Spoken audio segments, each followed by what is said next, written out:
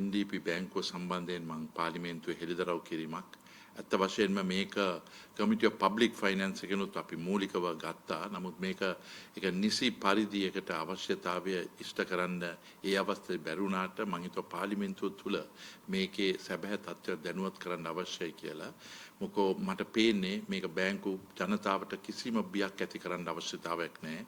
මොකෝ බැංකු පද්ධතියේ වෙලා තියෙන එකේ සුපර්විෂන් එක, ඒ කියන්නේ ඒක යම් විදිහේ කළමනාකරණය මේක තමයි ඇති වෙලා තියෙන්නේ. ඒක මහ බැංකුව තුල බැංක් සුපර්විෂන්, ඒ කියන්නේ මහ බැංකුව ඇක්ට් එකේ වගන්ති 82 යටතේ බැංක් සුපර්විෂන් එකට වෙනම කොටසක් ඇති කරලා තිබ්බේ මෙවැනි දේවල් කරන්නයි. මේ ස්වාධීනත්වයේ අරන් ඒ අයගේ තරම වැඩි වෙලා තිබ්බට ඒගොල්ලොන්ගෙන් එන වගකීම හා වගවීම මෙලෝ දෙයක් ඉෂ්ට වෙලා නැහැ කියන එක තමයි මම එදාත් අදත් ඉදිරියටත් කියන්නේ. මේක ජාත්‍යන්තර මූල්‍ය අරමුදලත් ඒගොල්ලෝගේ ඩයග්නොස්ටික් රිපෝට් එක 2023 සැප්තැම්බර් මාසයේ මේක හෙළිදරව් කරලා තිබ්බා. ඊයේ අපි IMF එකේ ගිය සුමානේ කතා කරන අවස්ථාවේදීත් මම මේ සම්බන්ධයෙන් විස්තරාත්මකව අහුව අවස්ථාවේදී ඒගොල්ලෝ ඉදිරිපත් කළා. ජෝර්ජියෝ අපි ස්තුතිවන්ත වුණේ ඊයේ ප්‍රෙස් ඒ කියන්නේ මාධ්‍ය සාකච්ඡා තුලත් මේ ගැන හෙළිදරව් කළා තිබ්බා.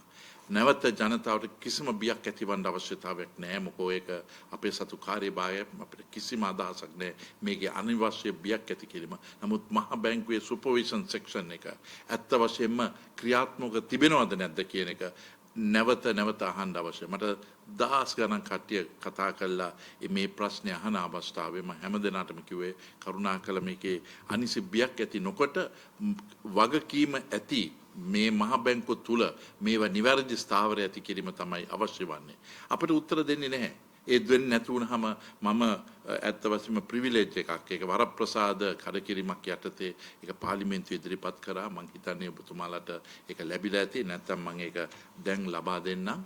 මට අවශ්‍ය වෙන දැනුවත් කිරීම සහ නිවැරදි කිරීමක් කිරීම. මේ අවස්ථාවේදී ගිය පරිපාලනය තුළ රනිල් වික්‍රමසිංහ ස්වාධීනත්වය ලබා දීලා තිබ්බට මම හිතන විදිහට ස්වාධීනත්වය ලබලා දීලා තියෙන ඒකෙන් නිසි වගකීම සහ වගවීමට කොටසක් ඇති නොකිරීමයි.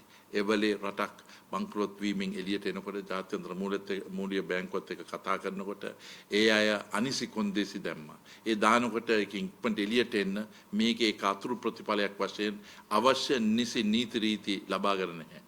මේ මහ බැංකුව ඇති කළ තියෙන්නේ බ්‍රිතාන්‍යයේ තියෙන සම්ප්‍රදාය සහ නීති රීති අනුවයි.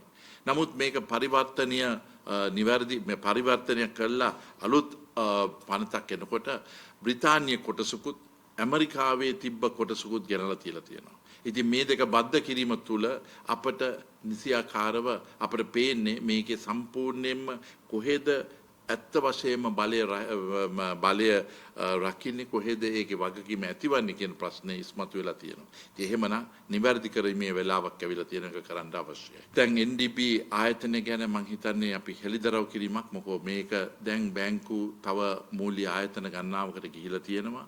හැබැයි නැවත ඒ බැංකුවලත් අපිට තියෙන්නේ පරිපාලනයේ බැංක් සුපර්විෂන් එකේ තියෙන ප්‍රශ්නේ විතරයි කියන එක මම නිරන්තරයෙන්ම කියන්නේ. මොකෝ නැත්තම් මේවා පාවිච්චි වේවි වෙනින් විදියකට කෘත්‍රිම ප්‍රශ්න ඇති වෙන්න.